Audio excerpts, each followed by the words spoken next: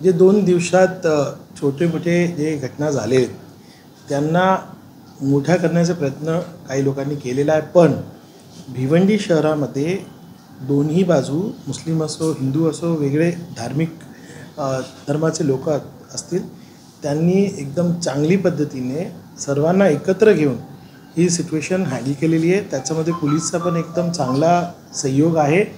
आज जे मी तुम्हाला भेटायला आलो आहे, माझा उद्देश काय आहे की आपण भिवंडीकर आहोत, भिवंडीला प्राधान्य देऊन सर्व समाजाला एकत्र करून मी सर्व समाजाला सर्व धार्मिक गुरूंना पॉलिटिकल जे लोकप्रतिनिधी आहे जे पक्ष आहेत त्यांना विनंती करतो आहे की एकत्र बसून भिवंडीमध्ये एक चांगला वातावरण आपण मेंटेन करू आणि मेंटेन केलेलं आहे। मला असं वाटतं जे छोटे मुद्दे झालेले आहेत यापूर्वी आता याचा पुढे असं काय होणारच नाही। आपण सर्व एकत्र राहून आपण एकत्र सहभाग करून भिवंडीमध्ये शांतता ठेवून भिवंडीकरांसाठी, कारण शेवटी कुणाचं नुकसान आहे, रोज जे काम करतात त्यांचं नुकसान आहे, तर आपण एकत्र होऊन ते चांगलं वातावरण ठेवू असं मला वाटतं। म्हणून ज्या पद्धतीनं प्रत्येक गोष्टीची प्रतिक्रिया उमटायला लागली, क्रिया प्रतिक्रिया दोन्ही गटाकडून उमटायला लागले, त्या सर्वांना आपण कसा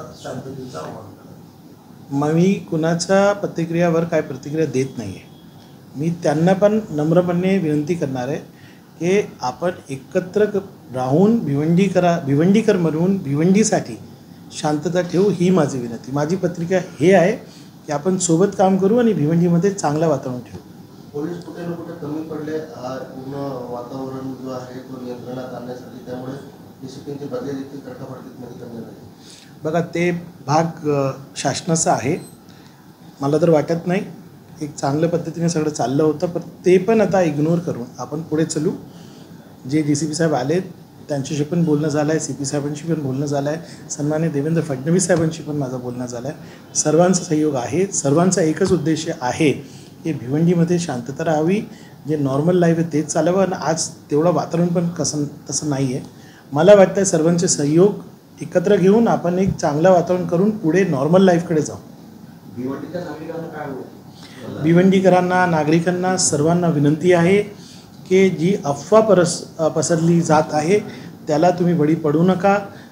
शांतता आहे, फक्त काही एखादा व्हिडिओ येते चालवून लोकांना उत्साहित करण्याचा प्रयत्न होत आहे, तिथे तुम्ही बघू नका। तुम्ही पोलिसांच्या संपर्कात राहा, नॉर्मल सगळं चाललेलं आहे आणि विनंती आहे की सर्वांचा आदर करून पुढे चालावा आणि आपण भिवंडीसाठी काम करावं। कपिल पाटलांनी आज वक्तव्य केलं आहे का विसर्जन मिरवणुकीवर कोणी हल्ला केला त्यांना काय माहीत नाही का, आणि राजकीय जर होत असेल तर हा रईस शेखनं फायदा होईल। बघा ते काय आता कपिल पाटील सन्मान्य कपिल पाटील साहेब काय म्हटले काय नाही म्हटले ते आज विषय नाही। विषय काय, कपिल पाटील साहेब मी सर्व पक्षांचे लोकांना एकत्र होऊन आता भिवंडीसाठी शांतता ठेवून भिवंडीसाठी काम करायचं आहे।